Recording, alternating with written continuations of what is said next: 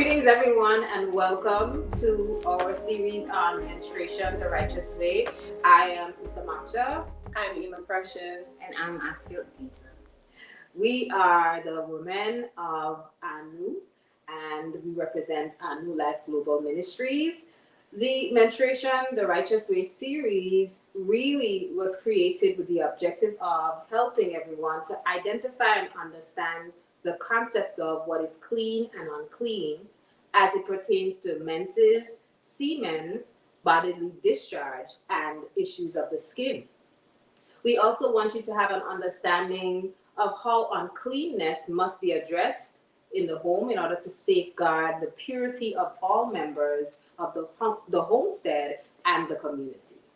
So we want you to walk away from the series with an understanding of how to manage the separation that is required to maintain cleanliness and purification of the home. We will, during this series, make reference to precepts. And precepts are biblical references that help to inform us of the law. So we will begin with Leviticus 10:10. And that ye may put difference between holy and unholy, and between unclean and clean. So thank you for that, Sister Maksha. What we have in Leviticus 10:10 is a dialogue between Moses and Aaron. Well, actually, what we really have is Moses, the elder, providing wisdom, instruction, and guidance to Aaron. And the distinction between holy and unholy, or clean or versus clean and unclean, really had to do with how they should prepare to govern themselves outside of the holy place or the temple or the sanctuary.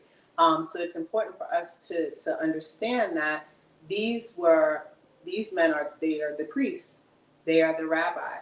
And so as such, when stepping out of that holy or consecrated space, there's a way that they have to govern themselves.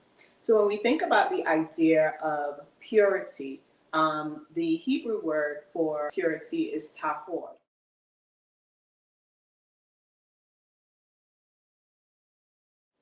And in Strong's H2889, there are a few different types of purity that's referenced. So the first is a moral purity. And when I think of moral purity, or if you dig into the idea of purity from a moral perspective, what comes to mind for me is the way you conduct yourself. But before you can do a thing, you have to think a thing. And so it's really purity. From my perspective, it begins with purity of thought. So that's one way that your thought, you can either be pure or unpure, clean or unclean, is in your thoughts. Another type of purity is ceremonial purity. And here, the quickest reference that I can draw from is the idea of the holy place and in cleansing and smudging. So the burning of frankincense and myrrh, or, today one tends to sage or smudge their space. That is an act of preparing a space for a ceremonial cleansing or purification. There's also, as far as ceremonial purity, is the idea of water, right? So in one sense, you're burning something. So you're usually burning frankincense or myrrh, lighting sage. But then there's also that water purification, just the washing of things, or going into the ocean or the river as a cleanser is another sort of ceremonial purification. And the last type of purification is that physical purity. And this is, again, where you're using water to physically clean the body. So as this is a dialogue about the menses and practical application, it's important that we just really focus on the simple basics, water, and how water and time contributes to what will become the act of purifying oneself and one's family and community, or maintaining a pure self, family, and community. Leviticus 15:19-23. And if a woman had an issue, and her issue is in her flesh, be blood, she shall be put apart 7 days, and whosoever toucheth her shall be unclean until the eve. And everything that she lieth upon in her separation shall be unclean. Everything also that she sitteth upon shall be unclean. And whosoever toucheth her bed shall wash his clothes and bathe himself in water, and be unclean until the eve.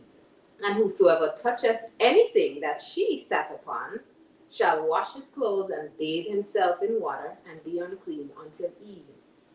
And if it be on her bed, or anything whereon she sitteth, when he toucheth it, he shall be unclean until the eve. So, what does it mean to be unclean? So, as Emma Precious pointed out, like when we think of clean, it's that, ceremonial, or that purification, purifying with water, being free of dirt, right? So, what are some words that we think about? Dirty, nasty, dodgy. There's a whole slew of things that we can say when we talk about unclean. It also can be morally corrupt, unclean, or even ceremonially impure, or something that is not fit for ceremony or ritual. So in the context of speaking about unclean in Scripture, we have many examples of things that are unclean. So there is, the carcass of unclean beast, or nivlat chaya tamea, or nivlat behema tamea, which is the carcass of livestock. There's nivlat sheretz tameh, carcass of unclean creeping things. So your creepy crawly bugs and insects that are unclean. Your sheketz tameh, unclean abomination. So that's anything that was just not even in the first several categories.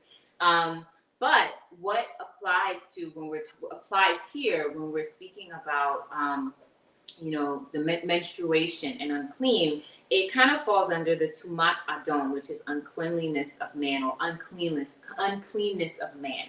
So when we're talking about menstruation, that specifically is called nida, and it's that menstruation separation, and it points to what Sister Maksha just talked about, separating the woman, separating herself, because anyone that is in the vicinity that touches her, or anything that she's touched, will be unclean, because during that period, which is also called Damai Tahora, which is like the period of purification, she's unclean.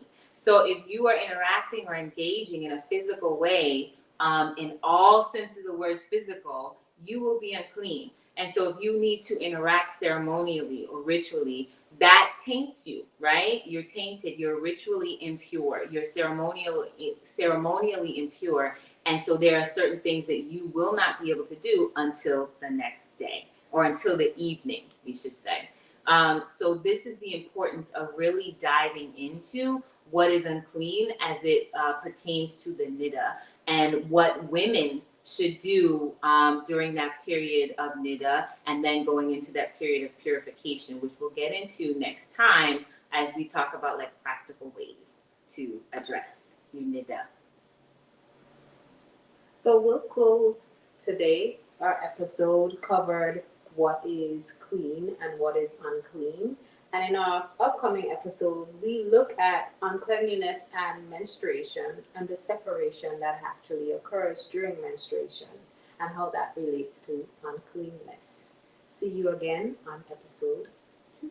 Peace.